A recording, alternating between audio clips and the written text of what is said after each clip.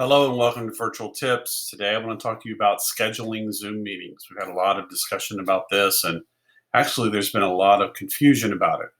Complicated things. And these confusions come for two reasons. One is we're switching back for different accounts, and then when you schedule things, sometimes the Zoom will generate a specific meeting, and it depends on where you try to schedule it. Do you use an app or do you use your calendar, that kind of thing. So lots of difficulty, and this has been very confusing for clients. So I kind of want to walk through. We did a lot of testing today and walk through some simple things that can help you make scheduling a little bit easier. So the first thing for you to realize is that there's several ways for you to schedule. Three ways specifically. One is the app. The app is something you download on your desktop, computer, or on your device. Okay, and then you access Zoom by that. So once you first go to the website on a browser, you then can download the app. So you'll notice down here at the bottom, I have the app right here, and it's available for tablets, smartphones, Androids, Macs, and Microsoft products. So really, you have all kinds of options. The app is really the best way to go. You're going to get some of the clearest direction. The other thing is you can have an add-in that is on your calendar. So if you use Outlook, you can actually get an add-in that integrates into your Outlook, and you can schedule your Zoom meetings right in your Outlook. You just click on the icon that indicates that it's a Zoom meeting. Now, let me just say a word of caution. Some of you out there are using a desktop Outlook program, and some of you are using a web-based Outlook program. You need to make sure that the add-on is available in whatever you're using as your calendar. And then you need to follow the certain protocols to get that add-in and permissions to get that add-in put onto your software calendar. But it is a good and easy way to do that. In fact, it's the second best way, I think, to do that. The last way you can Zoom schedule things is actually on the Zoom website. So you're going to Zoom on a web browser, you're logging in right there, and then you're seeing your account and you can schedule there. We have discovered a problem though. When you schedule reoccurring appointments, no matter how much you've set up your settings, when you do a reoccurring appointment on a web browser, this third way, it will always assign a separate room number. So all of a sudden you've generated a new room number. So let me step back and say a little bit about Zoom and room numbers. When you open an account, you're assigned a permanent Zoom room number. It's called your personal room number, and you can use that room number for instant meetings, for scheduled meetings, or for reoccurring meetings. But you can also schedule and have Zoom generate a randomized room number that is tied to that specific scheduled event. And for some settings, that works well. But in our setting, it doesn't. It becomes extremely complicated when that meeting that your client is having to go to, that room number keeps changing. That means they're going to have to need a new invitation. They're going to have to figure out where it is. They're going to have to sign on instead of just using the same number over and over and over again. So by far, the least obstructive way for your client to be able to get into your group meeting or get into your individual session on Zoom is they know this is the room number and it stays the same. Okay, so that means if you're going to try to schedule reoccurring Zoom meetings, you need to do one of the first two, your app or within your calendar program, all right, rather than this third option on the Zoom website. The reason this works is when you schedule through an app or a calendar program, Zoom itself just sees it as a reoccurring meeting with no details. The details of the recurring meeting are actually stored and controlled by your calendar program. And that way, it will always use your personal room. All right, so let me go over just some basic rules, okay, that I think are helpful. All right, first of all, always use the personal room associated with the account. You can set this up in the settings when you open up your account. You can say, I want to always use my personal room number. This will be the easiest way to consistently get people the fastest, smoothest, least obstructive entry point. Add a numeric password. So don't put a word like tree or let it auto-generate some complex uppercase, lowercase numbers, symbols. Someone will mess that up. They'll type it in 3 times. It won't be able to, they'll get it wrong and they're going to give up. So use a password that is simple and always use the exact same password.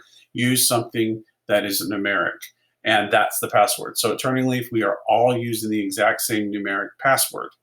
The password will be shared around, but that's fine, okay? The only reason we have this password is to prevent hackers from outside of our organization coming in. It's another layer of protection, okay? When people call in on their telephone and there's a numeric password, they can type in the numbers. If it's alphabetic, they cannot. Third thing, schedule through the app or a calendar program in order to use your designated personal room. I already mentioned that at the beginning. Second of all, always set up to use the waiting room. So people, as they enter, will come up into the queue and they're sitting in there waiting in the waiting room and you have to add them in. This is another safety feature as well. That's also important if you're running back-to-back group meetings, that members aren't coming into the group when you early waiting for the next group. They wait in the waiting room until you finish with the first group, okay?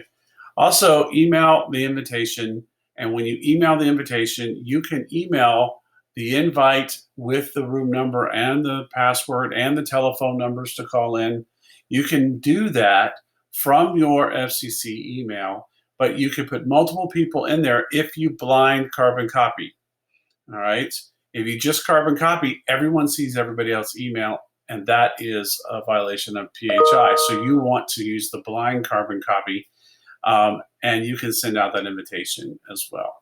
The last thing to remember, kind of a highlight about scheduling, is that groups, we use corporate accounts to run groups because they don't have the 40-minute time limit, and individual accounts, which are the free accounts, to do individual sessions because they have unlimited time for 2 people. So there is a corporate account that is assigned, for example, to Turning Leaf in West Plains, and I have a corporate account that's assigned to Mountain Grove, and the schedule is worked out. So different staff members, they all have the same email and password to get into that corporate account. Everyone that has that class, they go in to that corporate account, they log in, and then they can schedule through that, etc. And then they can switch to their personal account. So basically, they're only dealing with 2 numbers. Every group that happens at West Plains is the exact same meeting room number. The individual session is assigned based on the personal account of the counselor. So really, your client is only remembering 2 room numbers. The one they go to groups, no matter who's teaching it, and the one that they go when they see their counselor, right? And believe me, that's more than enough for them to do. So let me kind of show you how this works. So I'm going to reduce this, and I have open here the app, okay? So, and you'll notice I have an icon up here so I can see what account. This is my personal account, okay? And so what I'm going to do is I'm going to click on it. I'm going to hit switch account, and I'm going to go to our corporate account, and I'm going to sign in to the corporate account that's associated with Mountain Grove. The icons change to MG, the Mountain Grove account, so I can tell which one I am in. So as a provider, I can switch back and forth from the account that I use for individual sessions and the account that I do when I teach a group. I'm going to hit the schedule button. It comes up here. I'm going to topic it. So let's say this is going to be Recovery Core Part 1 is the topic for the group, okay? I'm going to say that it is a reoccurring meeting. Now, as soon as I clicked reoccurring meeting, you'll notice that all the details about time and duration and repeat isn't here because it's all going to be managed by your calendar program, Okay. I'm clicking here that we're not going to self-generate. We're going to use our personal meeting ID number. All right. I put in the password because we always use the standard password.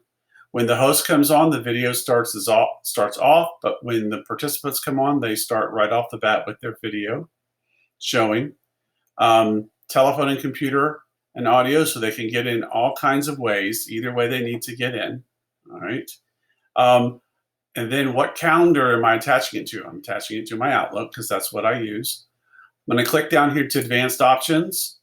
Enable the waiting room is checked, so it's automatically done on every recurring meeting. Can they come in before I'm there? Absolutely, and they can sit in the waiting room in case I'm just delayed and starting early like I usually want to do.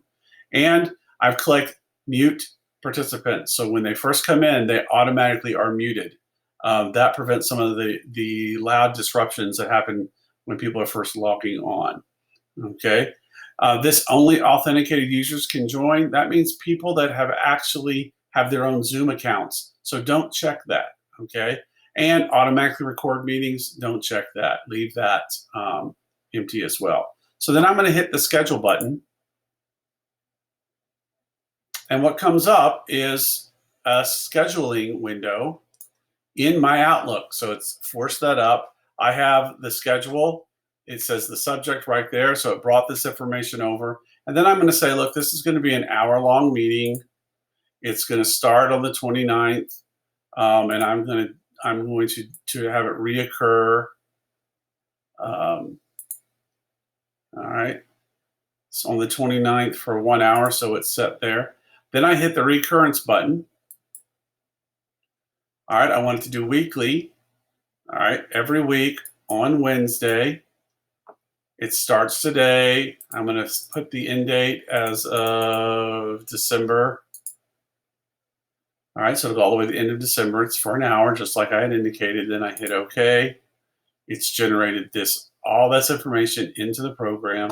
And you can see this is what the invitation looks like. Open it up a little bit more. Okay. All right, this is what goes on your calendar. All right, there's the link for it. There's call-in numbers. There's the actual meeting ID. There's the password down here on the bottom. Okay, and I'm then going to save. So this again is controlled by the recurrence here, not by the Zoom itself. And then I'm going to hit save, and it goes into my calendar, and it's awaiting, to be utilized. I can go over here to meetings, and you can see here are my reoccurring meetings that I've already set up, and I can access those recurring meetings. If I need to edit them for some reason, I can click here and edit. Now again, if you edit on this, you aren't going to be being able to edit the time. The time and the duration of the meeting is managed by your calendar program, not by the Zoom app. It just says that it's reoccurring. This is where you would manage the individual settings specific to Zoom. Okay, so if I want to change the time, I go to my calendar, find the meeting, and open it up. So if I go over to my calendar, I'll open it up and show you. All right, here is the meeting right here. I'm going to double click into it. All right, then here I can change it and say, you know what? I'm going to change the series, okay? And I want to change the date. So I'm changing the time. It's going to be at 3:30. It's going to start an hour later. All right, and then I can save and close, or I could change the date. I could change how often it recurs, etc., and just moved it an hour down on my calendar. All right, so back to the home page, and here's this home startup page for your app. It can work the same way if you're starting from your calendar. I'm not going to show you on my calendar for time and the fact that some people aren't using Outlook, some people are using something else instead. And I wanted to make this as general as possible. But do remember, always use your personal room number that's associated with the account. Have one account for group meetings, one account for individual sessions. That way your clients are only remembering 2 account numbers. All right. Or when I say account numbers, I really mean designated permanent Zoom ID numbers for a room. Use numeric passwords so telephone users can use it easily. Use your app or your calendar program rather than the website. All right. Always have waiting room there. If you're going to send out invitations by email, make sure you're using blind carbon copy. Okay. All right. I hope that was helpful. You guys go out there and do a great job.